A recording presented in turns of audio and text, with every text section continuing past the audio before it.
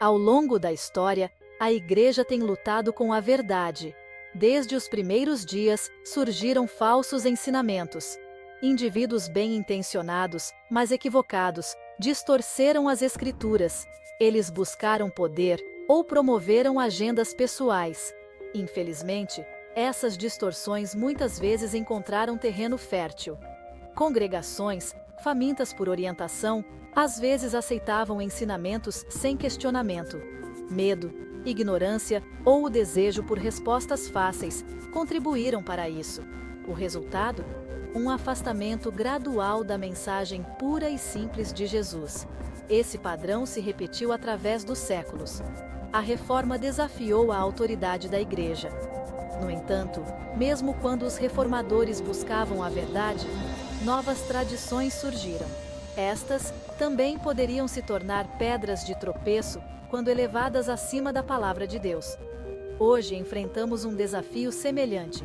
A informação é abundante, mas nem tudo é verdade. A internet, embora seja uma ferramenta poderosa, pode facilmente espalhar desinformação. Como crentes, devemos ser vigilantes, discernindo a verdade da falsidade. As consequências de aceitar a falsidade dentro da Igreja são abrangentes. Quando as mentiras se enraizam, elas envenenam o poço da fé. A desconfiança floresce, o cinismo cresce. As pessoas ficam desiludidas, questionando os próprios fundamentos de suas crenças. Uma área profundamente impactada é a vida cristã. Falsos ensinamentos podem levar ao legalismo, criando fardos não encontrados nas Escrituras. Eles também podem promover uma fé superficial e rasa, focada em aparências externas, em vez de transformação interna. A teologia da prosperidade é um exemplo clássico. Essa mensagem distorcida equipara a riqueza financeira com o favor de Deus. Ela se aproveita dos vulneráveis, prometendo bênçãos materiais em troca de fé. Tais ensinamentos não são apenas antibíblicos, mas também prejudiciais, levando as pessoas a se desviarem do caminho. Além disso, a aceitação da falsidade alimentou a negação científica em segmentos da Igreja. Mudanças climáticas, evolução e outras descobertas científicas são descartadas, muitas vezes com base em interpretações errôneas das Escrituras. Essa rejeição da evidência prejudica a credibilidade da Igreja e impede sua capacidade de se envolver construtivamente com o mundo. A teologia da prosperidade, com sua ênfase na riqueza material, infelizmente, ganhou força dentro de certos círculos cristãos. Essa distorção da fé prega uma mensagem que contradiz diretamente os ensinamentos de Jesus. É um evangelho de interesse próprio, não de abnegação. A teologia da prosperidade prospera na manipulação. Ela explora o desejo das pessoas por uma vida melhor, prometendo avanços financeiros e abundância material.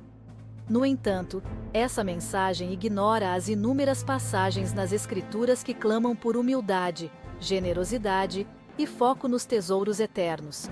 Este evangelho distorcido também cria uma cultura de consumismo dentro da Igreja. Em vez de buscar o crescimento espiritual, as pessoas são incentivadas a perseguir bens materiais. O foco muda de servir aos outros para servir a si mesmo. O resultado é uma fé superficial, desprovida de verdadeiro significado e propósito. Os perigos da teologia da prosperidade são múltiplos. Ela não apenas desvia as pessoas teologicamente, mas também cria um terreno fértil para a ganância, a inveja e o descontentamento. É muito diferente da mensagem de Jesus, que chamou seus seguidores a negarem a si mesmos, tomarem sua cruz e segui-lo. Seção 4. Reivindicando a verdade. Um retorno ao coração dos ensinamentos de Jesus. Em um mundo inundado de falsidade, reivindicar a verdade é fundamental.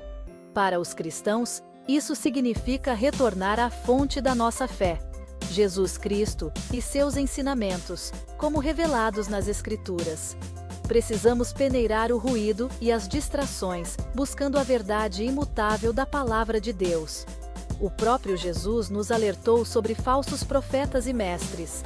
Ele exortou seus seguidores a serem perspicazes, a testarem os espíritos e a se apegarem à verdade. Isso requer disposição para estudar as Escrituras diligentemente, orar por orientação e buscar o conselho de crentes sábios e maduros.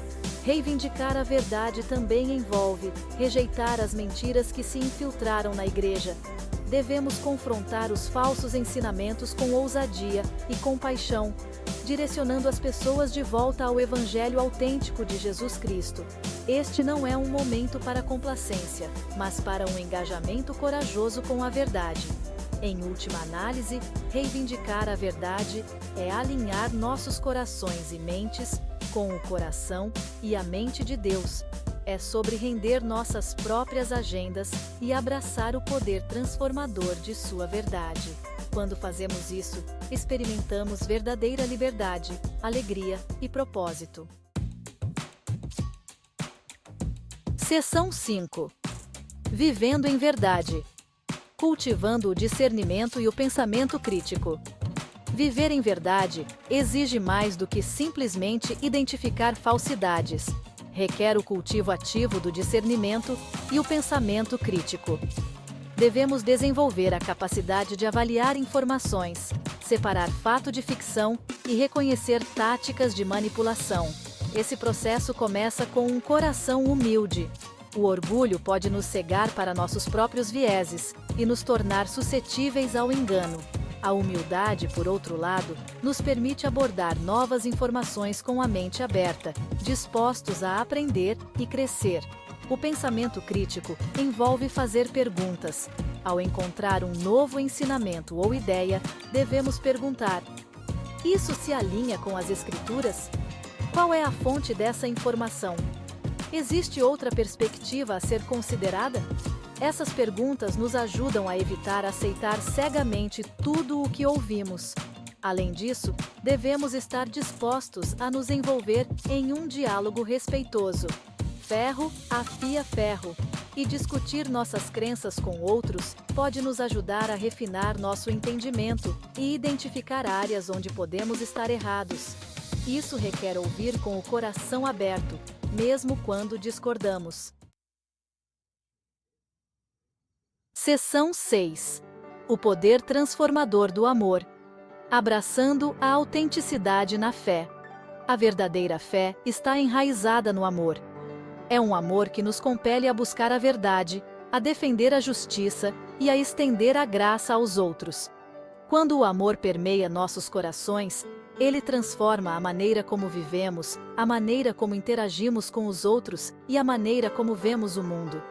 Uma fé enraizada no amor é uma fé autêntica.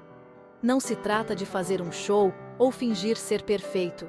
É sobre ser real, transparente e vulnerável diante de Deus e dos outros.